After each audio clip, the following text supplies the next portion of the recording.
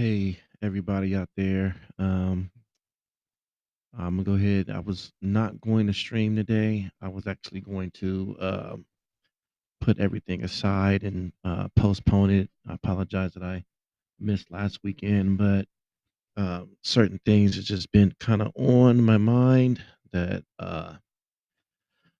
we need to talk about. Um, Things that I think I kind of started on in the week before last time, as far as like relationships between men and women. But and of course, this show is not going to be all about relationships. It's going to be about other things too. But it's hard for me to uh, let this topic go, because I think that I mean, if you think of any major company, business, like Harley Davidson or McDonald's or Walmart, all these names that are um, built off of family. And the biggest problem we have is that we do not um, come together as family to build empires. When you have family, you have an empire, and I don't think we see that. I'm gonna play a message that TD Jake said. I guess it's a clip that went viral about what he said about the women, and this is definitely not a thing that I'm bashing women on, but I'm gonna see if I can play it here. Give me a second. If Adam Play. had not Play. allowed Eve to pour into Something him, that he said that sin would have never come into the really world. was a good point that he put. Sin came into the It's world playing right because now. I Adam don't know broke if the anyone can hear it. order. If anyone can hear it, let me know. If they can't, We were not let me know. designed to receive from But he was women. basically talking about Your self-esteem is compromised when you have to ask your wife for lunch money. I'm not saying you got to be rich. I'm not saying you got to be famous. I'm saying that you have got to be the one who pours in, not the one who takes out. When Adam started eating out of his wife's hand, sin came in because the divine order was broken. I'm not saying you got this eating out of his wife's hand, sin came in because the divine order was broken. I'm not saying you got women this eating out of his wife's hand.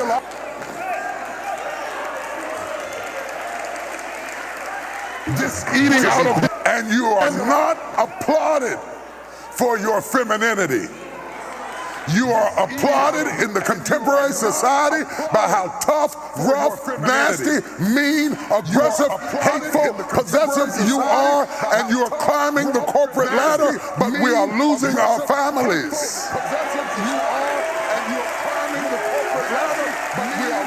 I know you can buy your own car. I know you can buy your own house. But until you create a need that I can pour into, I have no place in your life. So stop coming home bragging to me about how much you don't need me and wonder why I shy away. Bragging to me about how much you don't need me. Oh, y'all ain't gonna talk back to me this morning. The conversation has become, let's prove to the men how dispensable they are.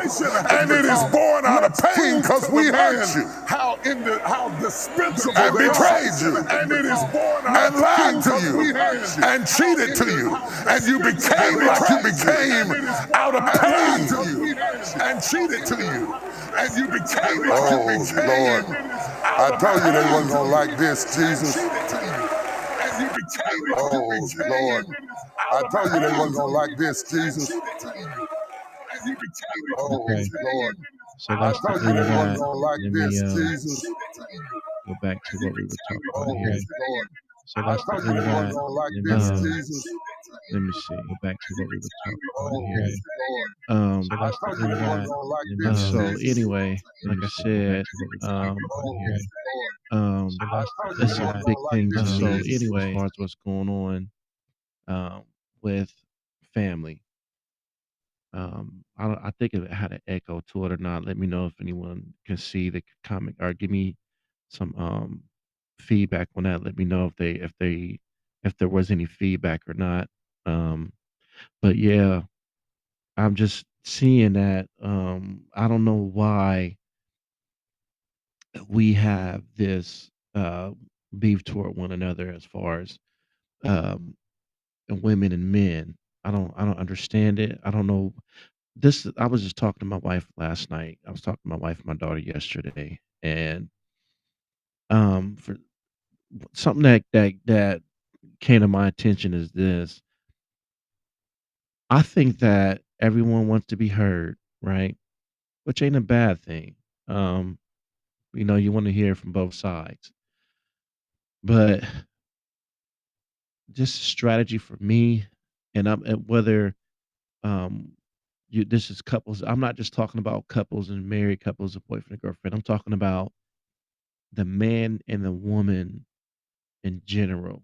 And I want to say that anyone that's first I'm gonna say this to all women out there that's been done wrong by men, that's been hurt, that's been disrespected, that's given their heart to a man, believing in him and thinking that um, this is the one for you, and um, he told you all kinds of things in your life, and he lied, cheated, even physically and mentally abused. I definitely apologize that you went through that. I definitely am sincerely apologize and understand your pain and your hurt. I do. Even myself, I was one of those that at one point in time, I was the one being hurtful and lying and cheating and all that type of stuff.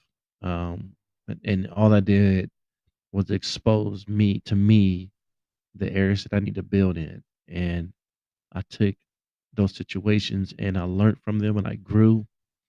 But for those that women that are hurt and scarred, please understand that on the behalf of men, none of us, there's no man really that you can depend on.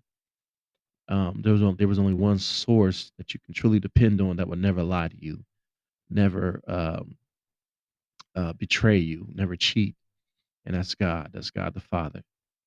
I will rely on that as more of a source than anything. But when it comes to a mate, I learned this myself. Even if you're with someone and they're acting out of order, whether they're cheating or anything, and this is the simplest thing I tell people all the time. When it gets to that point, just do you. And what I mean by that is not necessarily doing tit for tat, paying back for what that person's done for you. No, you take that time to get you together. The journey that um, you feel God has placed you on, or what you decide that all the dreams and all the things you wanted to do in your life, you continue in that direction and you do that. You focus on that. And I say that advice for men and for women. It goes both ways. Because I always say that the greatest revenge is a person's success over a person that hurt them, especially if it's a person that um, you truly and you dearly loved, and they may have loved you but didn't know how to love. They probably was raised in a household that they didn't know how to love. But at the end of the day, or they could just be a vindictive person. But at the end of the day, I know that when you do take that hurt and that pain and that anger and you use that to become successful, that right there is the biggest hurt. That is the greatest, to me, payback. And not just doing it because you want to hurt them or you want to um, show a sense of let's say anger. I mean, show a sense of payback.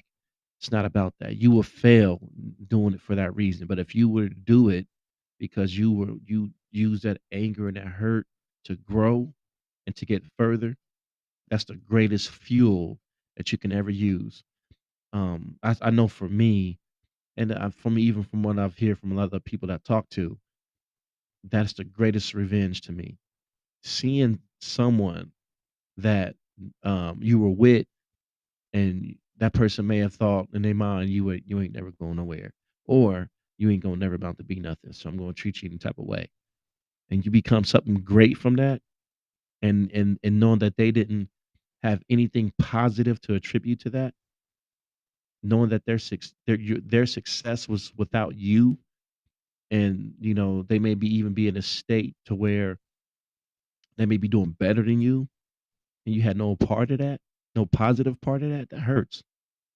That's a deeper scar in my book than any type of payback that you can give. I know, and I might be bouncing around a lot on this topic, but I feel like God has poured a lot into me, and this is so much I can talk about. I'll be on here all night. I mean, it's to the point now to where, like I said, I wasn't even gonna get on here today, but I just felt like I had to say something today. I just had to say something to the people because, like I said, I feel it's like a obligation or responsibility.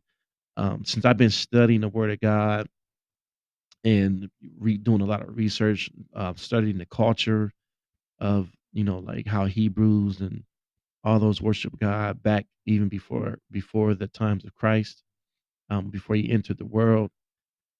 I study their customs and I see a lot of how the New Testament reveals the old and the old reveals the new.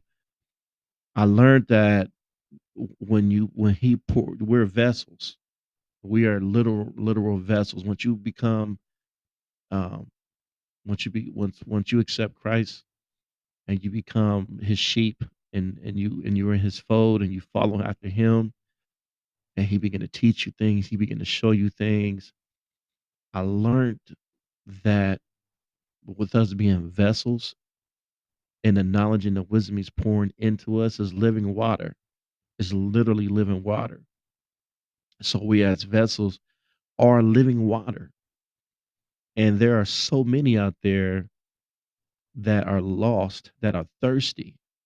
And when I mean thirsty, I'm not talking about thirst from uh, water or the physical thirst. I'm not talking about a physical thirst. I'm literally talking about a thirst that can't be quenched. That the thirst that keeps you up all night. The thirst that you can't avoid. You can't, no matter how much water you drink, it doesn't quench the thirst. It's like it's just something in the back of your mind that literally has you up at 3 in the morning and you can't go back to sleep and don't know why.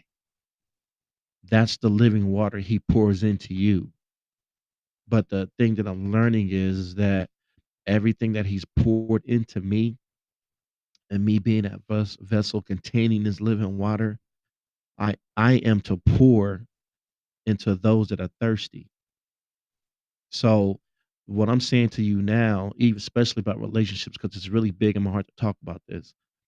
What I'm saying to you now, it may not be for you, but it's for someone out there that's listening, that's able to maybe can't sleep at night, and these words that I say will be that living water for them to understand, to able to quench that thirst. But we gotta have we gotta have love for each other more than anything right now. Families are being destroyed. Children are being confused and lost. We need a reset. We need a reset. We need to sit down. We need to have some type of discussion where we can talk amongst each other and listen to one another. Let one person speak, listen to that person speak, absorb what this person is saying to you, analyze what this person is saying to you. Because you love that person, say, I'm willing to fix it. Tell me what I need to do to fix it. Now, this is the key part. In return, express your pain and your hurt or your anger towards that other person. And then that other person in response listens. And the other person takes heed to what you're saying. A person caters to what you're saying and say, okay, let's see how we can fix this. We can't do the back and forth of You hurt me. Well, because you hurt me. We can't do that. That's not going to fix nothing. You hurt me. How did I hurt you? Boom, boom, boom, boom, boom. Okay, I apologize. But I want to tell you, I didn't intentionally mean to hurt you, but when you did this, I felt this way. Oh, you did? Because of, okay, I apologize. I meant to cause you no harm. Now that situation is done. But we keep making these, I keep seeing these videos coming up, and I'm not even searching for them. You know what I mean? I don't subscribe to madness and messiness, whether it be YouTube, Facebook, Instagram, any other social platform. I'm all about building, especially building of the kingdom. That's first and foremost. I'm all about building. I'm sick of getting these type of things in my feed that talk about the same silly arguments between men and women and family. So now, first, you know, we got I got to be careful with my words, but we got a certain agenda that brings forth confusion. Okay, cool. Now the children are confused. Now the big thing now is the division of family, the division of between man and woman. You know what I mean? It to me, we're supposed to benefit each other. We're supposed to help build. We're supposed to be a village, a community. We're supposed to be the ones to go away from the system, go away from the system and follow God. Follow God. That's it. This is the thing that trips me out. And I'm gonna drop this on you guys as I say this to you. People say um people say that oh God, I'm stressed out. I don't know what to do with the situation. How I'm gonna handle this, da da da da. Bills is due, rent is due. Um, I don't have nobody to help me. You know what I'm saying? I'm gonna tell you something that's a guaranteed thing. That's guaranteed for sure that I can tell you. I've been in situations like that. I'm telling you, I have. But the one thing that I noticed, he said it in his word, when he talked about his bird, he said, all ye heavy laden, um, he said, I will give you rest. He said, take upon my yoke, for my burden is light. I said, okay, cool. I said, oh, that's okay, Yeshua, I would do that. But what is your yoke? What is your burden? And he said it so simply. He said, my burden, my yoke is for you to learn of me. That's it. And we sit here and try to make a way and find these things of making something that's not even an issue we need to deal with. That's a God problem. All he wants you to do is to learn of him. And I'm telling you, with every ounce of being in my body, the moment that I changed my mindset and I started studying him and started praying to him and started developing a relationship with him, and I gave my problems to him, he changed everything. I promise you that. He changed everything. I seen things in life that I've never seen or experienced before. The way he turned this whole family around. Before, when I was trying to figure it out myself and make things happen myself, I was failing miserably. Everything that I tried to do, it didn't work. It did not work at all. And I don't consider myself a foolish person or an idiot. I don't consider myself that. But the moment that that scripture highlighted out to me, and he said, take upon my burden, which is to learn of me. And I did Matthew 6, when I seek the kingdom of God first and all his righteousness and all these things to be added upon you. Once I did that, now my whole household has been baptized. My whole household has confessed Christ and they have Christ in their life. I'm driving a 2021 vehicle. You know what I'm saying? I mean, everything has changed. Everything. I have favor in my job, getting raises out of the blue. This is true story stuff. I'm not making this up. People whether and whether you family or friends, I'm talking about people that know me, that know me, that know me. I'm telling you, I am not saying this just to say this. I'm not trying to talk in a cliche or none of that. But I'm telling you now, the devil is out to destroy families and he's winning. He's winning and it's killing me because I see it happening. I know in the word it describes about the end times. I know it describes about um, how certain things have to happen, for things to come to pass. I get that. But I'm telling you now, a lot of suffering that people that I'm gonna speak specifically to whoever that needs to hear this. A lot of suffering you're going through, you don't have to go through. You don't have to go through it. You don't. I'm telling you, you don't. If you begin to just know who he is, if you just he said himself, he said, I forget what the scripture was, but um there was one guy that was trying to cast out demons and he couldn't do it.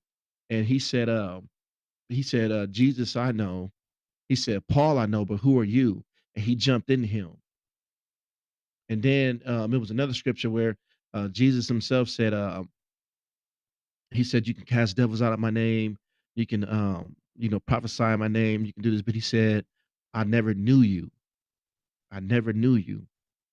And I'm telling you, people that have confessed Christ, people that have said that, oh, I love God. God knows my heart. I'm telling you, that's a scary thing you got to realize for you to say, oh, God knows my heart. Yeah, he knows your heart. It ain't for him.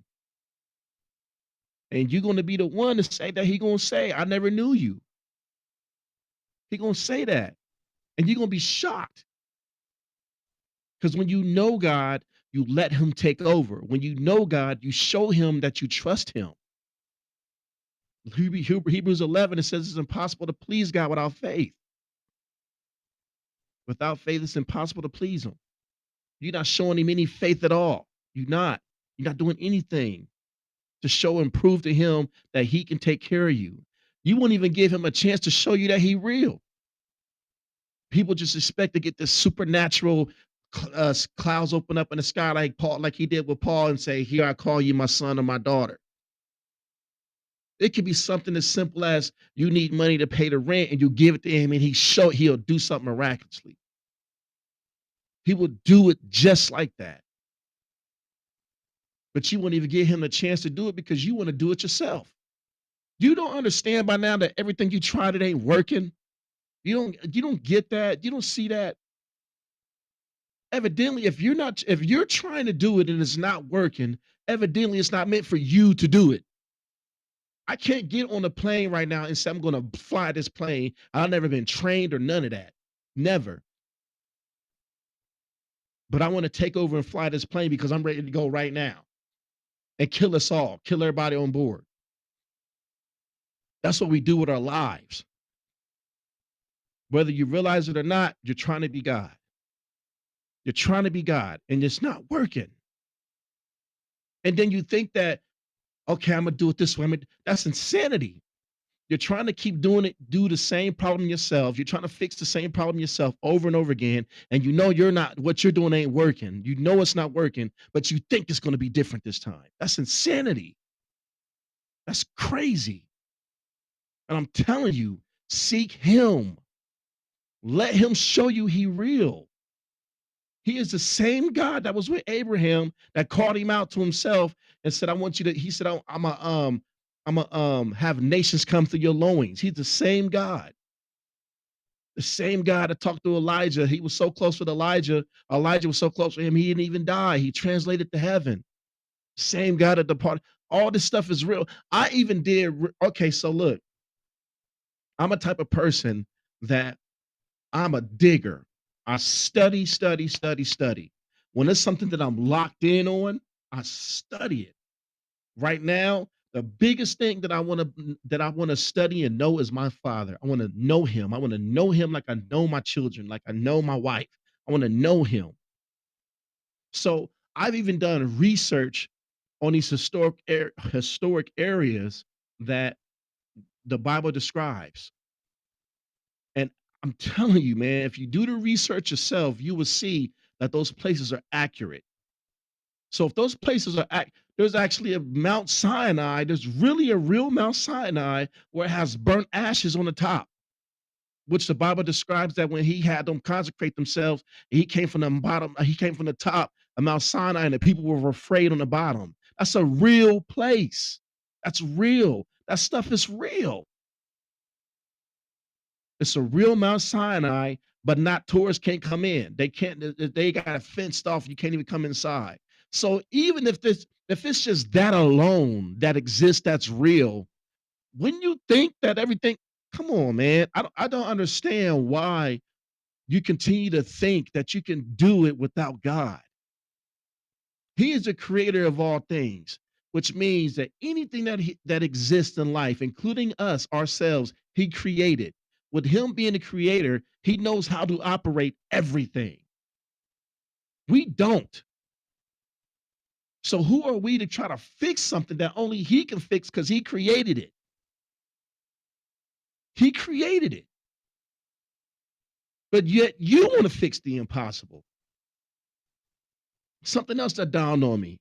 Speaking of the creator, um, Jesus said, he said, I call him Yeshua. I call him by the Hebrew name Yeshua, but he said, um, about the camel, he said, it's harder for a rich man. He said it's easier for a camel to go through the eye of a needle than a rich man to enter the kingdom of heaven. And then his disciples said, well, then who can enter the kingdom? Because you got to think about it. You had disciples that were doctors, disciples that were accountants. So these were people that they were wealthy. You know what I mean? They had money. Um, they said to him, they said, so then who can enter? Then how is it possible? And they're saying that because these are people with money. And he said, with God, all things are possible. That's the point. It's impossible for man to do it themselves, but with God, all things are possible because he's the creator of it all. Literally. What we have, the word is a manual. He's the creator of the manual. If I'm going to call for my laptop is messed up. I have the manual. The manual comes in the box. But I'm going to call the company, the creator. What's wrong with this laptop? Help me fix it. And you know what's crazy? What they would do is they would tell me, pack it up, ship it out, send it back to us. We'll fix it and give you a new one. That's the same way God works. You take the problem, you give it to him, he's going to ship you out with something better than you had before. It's that simple. I'm telling you because I apologize for me being passionate, but I see what's going on and it keeps me up at night. It keeps me up at night because it's hard to watch people drive themselves crazy over something that could be done in a simple matter. And he pours so much living water in me that I got to pour it out to y'all. I got to pour it out. I got to give this to y'all. We are too focused on things that don't matter. Too focused on that. And wonder why we're stagnated in the same place. Every single purpose on this planet, every single person on this planet was created for a purpose, for a reason, to do something. Just like even the mosquitoes have a reason why they're created. Because of their wings in the swamp, they cool down the swamp area when they're flapping their wings. Even mosquitoes have a purpose. Everything has a purpose for creation, just like you. Everything. Us just going to work every day, which is I'm not knocking because I go to work myself. I'm a 9-to-5 man myself. Well, 6 to 2:30, but I'm a working man myself. You know what I'm saying? So I'm not saying there's nothing wrong with working, but I'm telling you that if you are in his fold and you're in his flock, you're more than that. There's something in store after that. There's something more in store than just going to church I'm talking about people that even go to church. People that just go to church every Sunday. And the only time they ever get in their word is when the pastor tells them to turn to 1 Corinthians 10 or 2:10. I'm talking about if you have an actual relationship with him, he will lead you to a purpose. I promise you, anyone that he's ever led in that Bible, he has led for them to do something big, to do something that mattered. The most beautiful thing to know is why he created you. When you know why he created you, he starts to reveal your purpose. It's the most pleasing thing that it's better than it's better than sex. I got to keep it real. It's the best feeling in the world when you know your purpose. Whether you rich or poor, it don't matter whether you rich or poor. But to know your purpose in him and he reveals it to you and tells you and then trains you things that I've done in my past that I was working at, places I was working at, and I'm like, why am I doing this? Why am I da da da da? And now that I'm in my purpose, all the things that he was letting me go through then is happening now. Is I'm using that instinct now, which is the same exact thing he did with Moses. He had Moses, and first of all, he had him as a child raised in a kingdom. He raised him in a kingdom, which taught him leadership. And then when he went, um, when the situation happened when he murdered a man and he ran out, you know what I'm saying? He was a shepherd. He was leading sheep for 40 something years. And then when God called him and he sent him back, he was probably about 80 something years old at the time. You know what I'm saying? And he led the people out. So all that time he was training him to be a leader. He was training him to be a leader. He will reveal that to you. He will show you that if you come to him. And you would take a look back at your life and you will say, oh, that's the reason why I was doing this or going through that. Because he was leading me to fulfill this purpose. I remember I was 3 years old and I was my dad and my uncle, both of them passed away. God rest the dead. I miss them both. My uncle Kenny, Kenny's, my uncle Kenny Slaughter, but and my father, I was about maybe 4 or 5 years old, and they asked me, they said, what do you want to, what do you want to be when you grow up or whatever? And um, I was like, I don't know. This is a story that my father told me. But he said, I told him, I said, I want to be a speaker. And they just busted out laughing. They was cracking up laughing. And I didn't understand why, what was so funny about that. And then my dad told me, he said, me being a speaker, he's thinking about like a speaker that plays music, you know what I'm saying? Like I know back in the day they had them big Kenwood speakers. My dad had a few of them, you know what I'm saying? He was thinking of somehow being that. And I'm a shy person. I'm not I promise you, I'm not a person that I'm antisocial. My cousins will tell you that. I'm antisocial. I really don't go around family much. I'm uncomfortable around certain environments. Um Especially when I was incarcerated. Um, Being in public spaces make me kind of edgy a little bit. It makes me feel like something's about to happen, something's about to break out. So I'm always observing and looking around. While other people are enjoying the scene, I'm more or less like military minded, just like always on the fence. You know what I'm saying? So I say all that to say, when you with him, and then like I said, being a child, saying I was to be a speaker, and now I'm seeing the purpose fulfilled now. This is what I was prophesied to be as a child, to speak for him, to be poured into and to pour into others, to speak for him. This is what I'm supposed to do. And I'm telling you, it's such a relaxing feeling to do his purpose. All I want to say, I'm gonna lead this short. I just had to say this tonight for whoever needs to hear this. Seek him.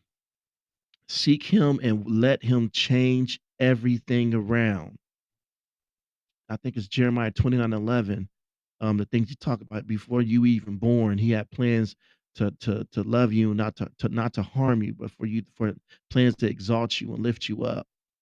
I may be chopping it all up, but just read Jeremiah 29:11, and you'll see what I'm saying. But I'm telling you, this is we are living mediocre compared to what we could be doing as a kingdom. As a kingdom, each and every one of us that are under Christ, we are all kings. All of us are, and we are really selling ourselves short. We are, because we keep trying to do it ourselves. Stop trying to do it ourselves. Look at those that in the Bible that did not do it themselves, that gave it to God. And look what God did for them because he gave it to them. I'm telling you, he is not just an imaginary person in the sky. When you accept Christ, just like the tabernacle or congregation back then, he will live in you. He will live in you. You will no longer have to look up. You will be able to look in.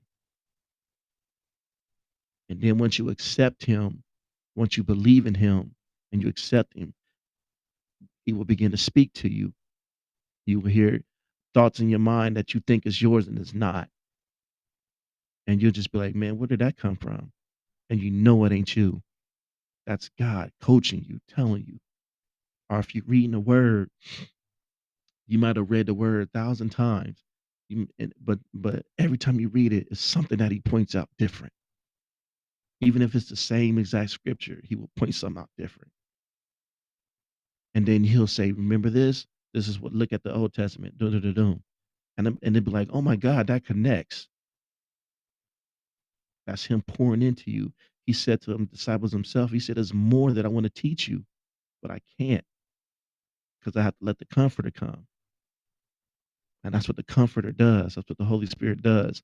It teaches you the word. And I'll go back to what I said earlier about 1 Corinthians 10:2-10 through 15. The Holy Spirit will search the deep things of God and he would tell it to you and enlighten you and grow you. And then you take what he pours into you and you pour it into someone else and you keep it going.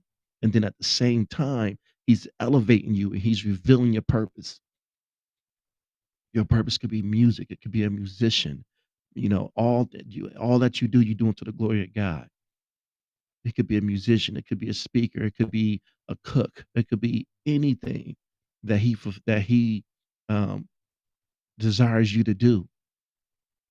The thing that people got to understand is that with Adam and Eve, God wanted to work with man. He wanted to work with man from the very beginning. He tried it with Adam and Eve. They sinned. He had to let them go. Then he tried it again with Moses. He tried it again with them on Mount Sinai. And the people rejected him and said, um, instead of hearing directly from God, they said, Moses, you speak for us.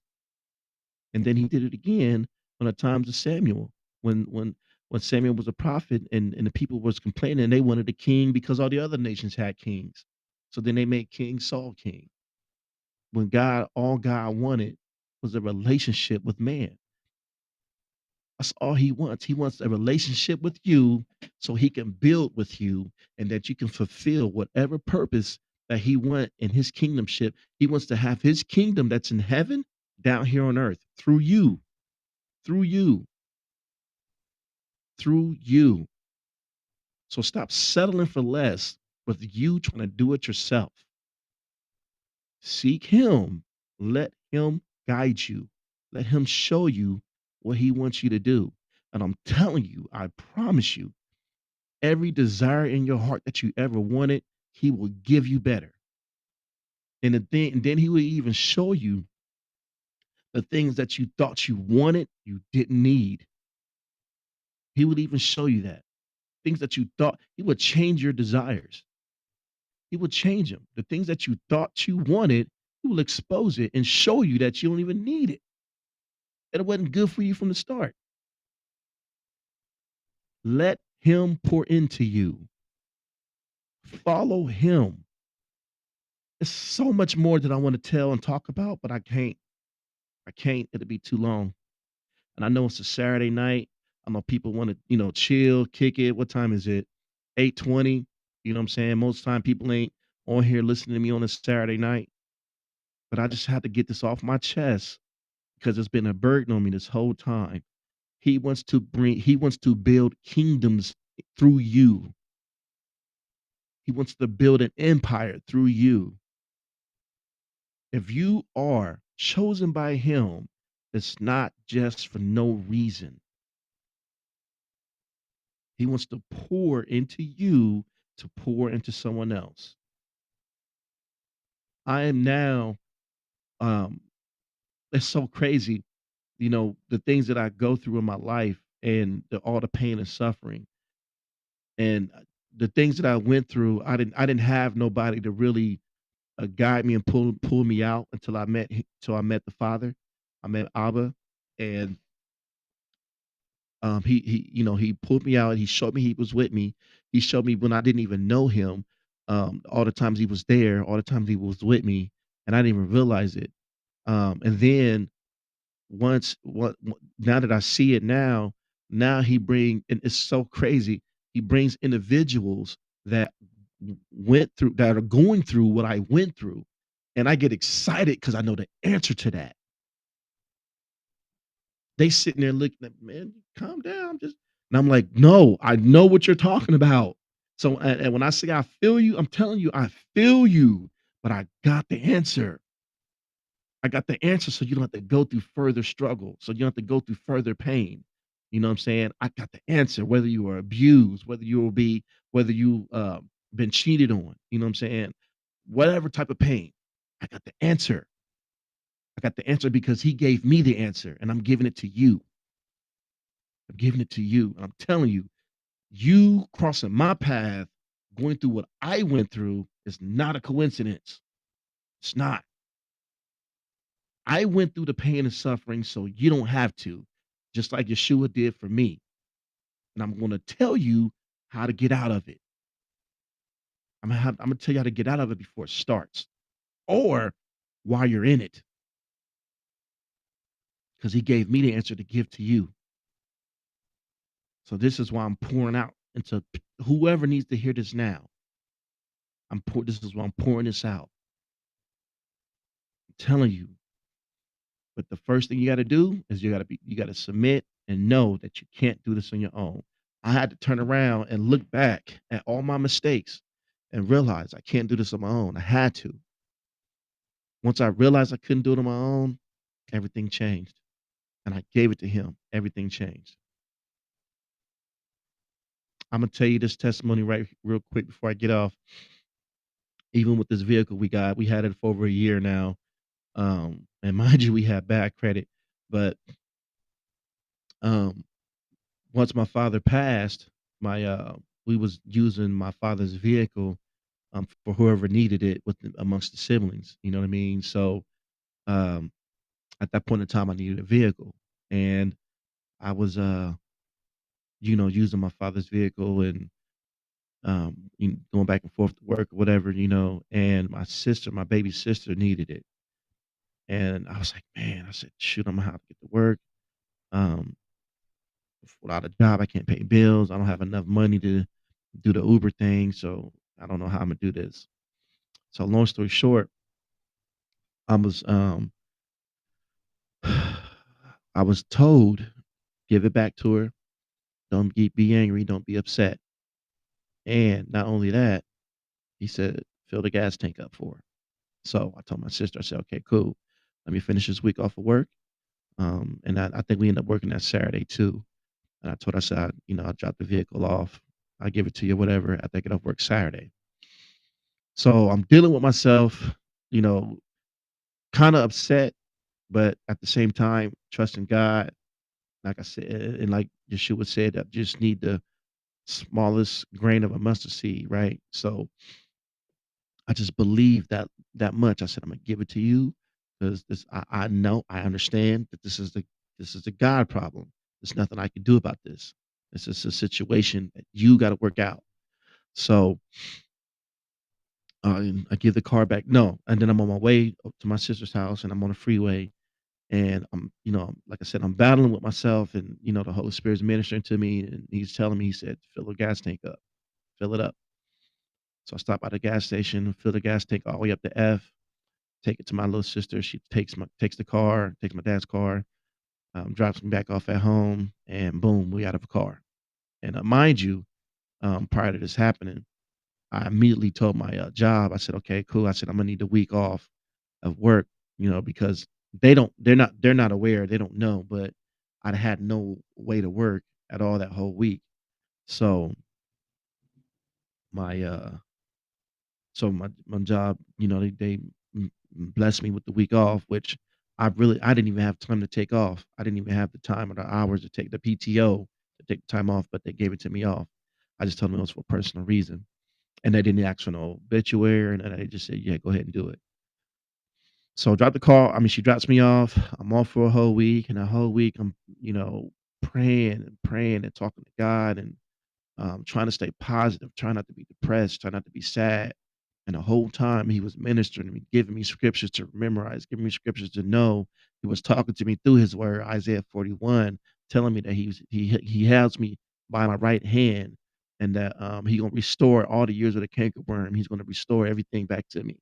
So um, that following weekend, we had some church members come over, and we had dinner, and we was talking and giving testimonies, and we was pouring into each other. You know what I'm saying? And my daughter, at the time, she was kind of going through it, and we was pouring into her. So now it's Monday morning, right? And like I said, I'm off work. Um, I'm off work for this whole week because I got this whole week off. I hope I didn't confuse nobody, but I dropped the car off on Saturday. Sunday, the people came over. We had dinner. Monday, I'm off work the whole week.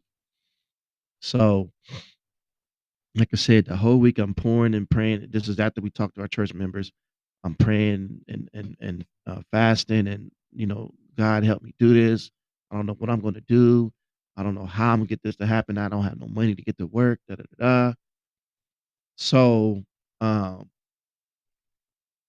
I want to say, how did this happen? Monday morning, um, after we talked to those people, Monday morning, my wife tells me that she checked her bank account, and it was $7,000 in her bank account. And I'm like, okay. I woke up, she told me that. I was kind of stuck because, like I said, prior to that week when I was at work, when I was going to work, I was panicking. I didn't know what to do. I was freaking out. But I held my composure at my job. I got the time off. I still smiled. I still had a good attitude. Got the time off. Um, and I took the following week off. And that Monday, that $7,000 hit that account. And I just instantly ran in the living room, fell on my knees, and I started bawling like a baby. I started crying and bawling like a baby. Now, the key thing is that when God starts something, when He starts something, better believe He's gonna finish it. I'm just gonna say it like that. I think it's a song by Mary Mary. They said, um, "Just can't give up now." Um, you know the chorus, you know the hook, but the whole point is that they said that when He starts something, He's gonna finish it. He is truly the author and finisher. So we got the $7,000 in the account. Boom. Talked to our pastor. We told our pastor the testimony. He said, "Okay, cool." Talked to my dude at was it Roush Honda. We go up there, I think Tuesday or Wednesday. We go to Roush Honda, talk to the dude. I'm like, ain't no way. First, we was getting this car. And he's like, yeah, what kind y'all want? We seen the car. It's like, ain't no way we're gonna be able to get this car, not with our credit. So long story short, sum it all up. My wife gets in the car, we test drive. She said, yeah, this is the one. In my mind, I'm like, okay, don't, I don't want you to get your feelings hurt. They say we can't afford it, or we can't, we ain't got the credit for it. We got the vehicle. We got the vehicle. We've been driving it ever since. Still driving it, still maintaining it. And the crazy thing about it is that We not filthy rich people. We're not millionaires or nothing like that. If anything, we're definitely multi-thousandaires. But um, like I said, I know what God has in store. I know what He's going to do, and I know, and it's not all about the money. It's not all about that. It's about literally doing His will. But I just want to share that quick one with you because that was one of the things I can remember that was amazing and immaculate. That I mean, I can even tell you the one about my son who went off to the Navy now when God healed him, literally healed him, and it was a witness that everyone saw. Everyone saw it, including himself. And um, he had just got baptized too. He just got baptized, and the situation occurred, and God healed him within that same hour. And it's crazy the moment that um, the situation happened, and God told me to tell him. He said, "Ask him, does he want to be healed?" In my mind, I'm like, "This is crazy. This is my thoughts. I don't know if this is God. It's maybe me." But I obeyed it. I said, "Okay." I said, "Do you want to be healed?" He said, "Yes." I said, "Okay. Well, in the name of Yeshua, you're healed. You're healed in the name of Yeshua. If you want it, you're healed." He was still in pain. He went up to the hospital. He's about to get surgery. The moment the doctor called his name, he said, "The pain is gone." The doctors looked at him. The situation he had was healed. It was complete. This is a true story. True story. This is not a lie. This is not nothing that is exaggerated. Everything I'm saying happened word from word. And I'm telling you, these are things that I've witnessed, seeing, like literally giving my trust to Him and giving it all to Him. I am nothing but a mere man that will disappoint you. Wait, I will disappoint you. But I'm telling you, like Yeshua told the disciples, with God, oh, I'm sorry, with God, all things are possible. All things are possible. I'm telling you. He is turning me into something that I thought I could never be. He's turning me into something and I can see the change. I see things that are happening different, things that I can't explain. And it's nothing more humbling than watching the hand of God move. There's nothing more humbling than that. When you're in a position where you see Him moving stuff around in your life and you know you had nothing to do with it, it's a scary thing because you know it's just something that you have no control over. But at the same time, it's miraculous. It's amazing. It's amazing because now you're seeing the expression of His love for you out of all the things you disrespected, whether you disrespected yourself, whether you disrespected your significant other or your family or your children or your parents, He will still move on your behalf to give you that unconditional love. And it's a miraculous thing to see Him move on your behalf when you don't deserve it. That's the most humbling thing you could ever experience. And I've seen it happen multiple times. I can give you so many testimonies. I can give you so many testimonies. There was times when I was in, and I told you that one was the last one, but I got to give you one more. I was about to kill myself. I'm going to be blunt. I'm going to be straight up. I'm going to tell you straight up. I just got out of prison. Nobody would hire me. I was fresh in my relationship with my wife. We were boyfriend and girlfriend at the time. And I was staying with her. And we was at each other's throats. Um, like I said, no job would hire me. And every job that I got, they was paying pennies under the dollar. I had enough money to pay a little bit of the bills. Then I would have to go to on my payday, on my paycheck, my payday. I would have to go to the blood bank just to bring food in the house, into the house. I was using that money to pay for food, to feed the kids and me and the wife and the kids, or my girlfriend and the kids at the time. But at that particular moment, like I said, I didn't have a job. No one would hire me with this felony. So, like I said, me and my girlfriend at the time, my wife now, my girlfriend at the time, we was at odds at each other's throats. I was fed up, and I just couldn't do it no more. And most of the time in my past, I did foolish stuff for attention. I did foolish things to myself for attention because um, the demon that was on me that at that time, and that's another thing too. People you got to recognize the demons you're dealing with. You got to recognize them. So when certain things rise up in you, you know what that is, and you know to rebuke it. That's another time. So I'm in the room. This right here was just me being done. I'm in the room with the door shut.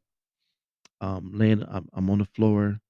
I'm sitting my back against the door, and I have this knife in my hand, and I'm telling the Father, I'm telling him, I said, "I can't do another day like this. I can't.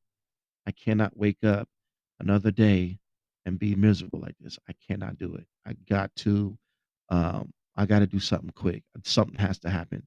I'm not waking up tomorrow. I'm not. I refuse to."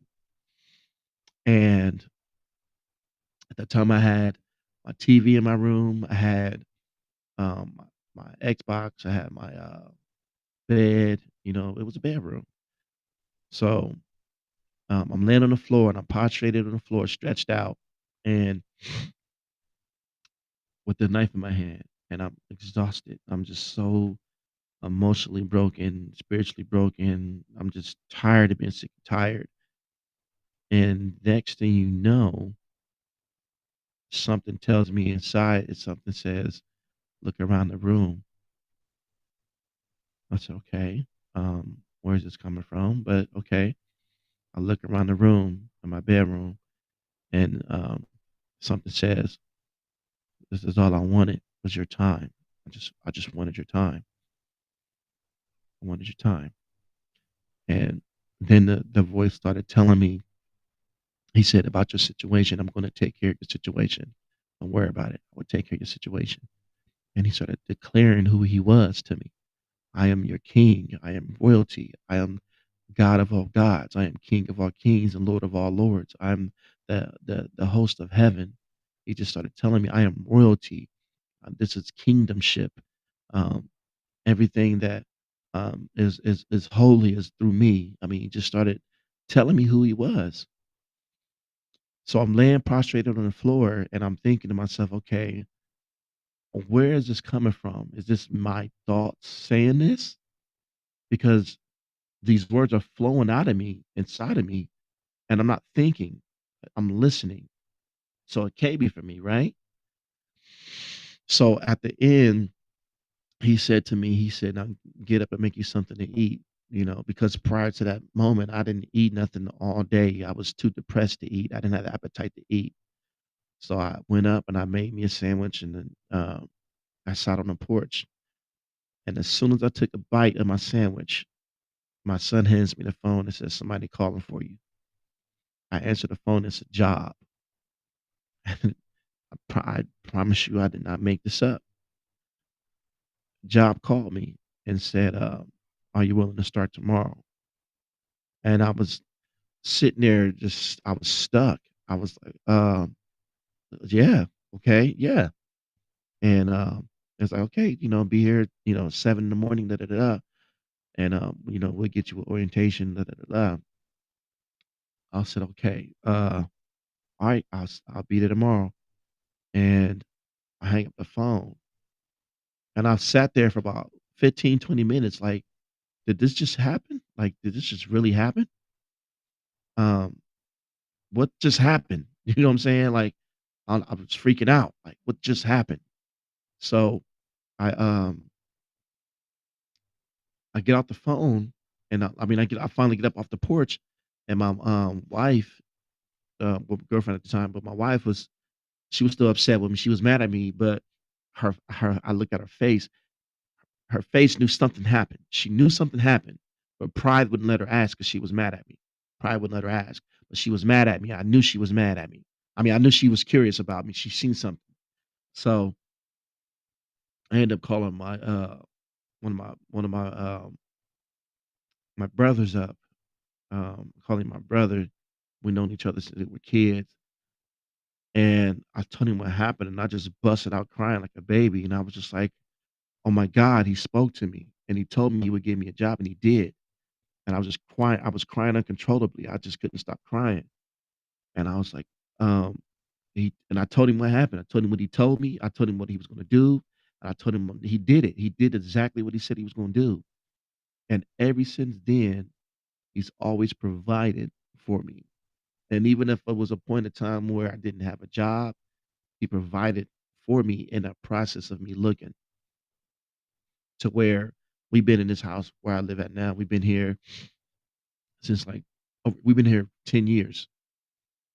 And as many times within that 10 years, that I wasn't working, but yet he's always provided a way for us to keep food in the house and to keep the bills paid, to keep the lights on, keep rent paid, even when I wasn't working. So what he told me back then about him taking care of me and taking care of my family and my household, he has done it ever since. But even then, I still didn't get the revelation of giving it all to him until now. Now that I've realized it now to truly give it all to him, he's taking me higher than that. And now I'm rubbing elbows with people that are doing better than me. And that's another thing I realized too. Always keep yourself around people that are doing better than you because eventually you're going to become like them. Birds of a feather flock together. So that's what I learned that. But now he's got me rubbing elbows with different people that are doing better than me, that are teaching me, um, little nuggets of their lifestyle, and I'm using them and applying them, and it's starting to work in my lifestyle. So I just want to share that with y'all. I'm a minute over my limit. I really was only going to be here for a half hour, but like I said, I had a lot to say. So I'm gonna end this stream now, and I hope that the words that I said touch somebody out there, and I hope that you know, just if anything, just think about what I said. Just think about what the things that I talked about, and I would love to hear any type of feedback. Send messages, let me know what's going on.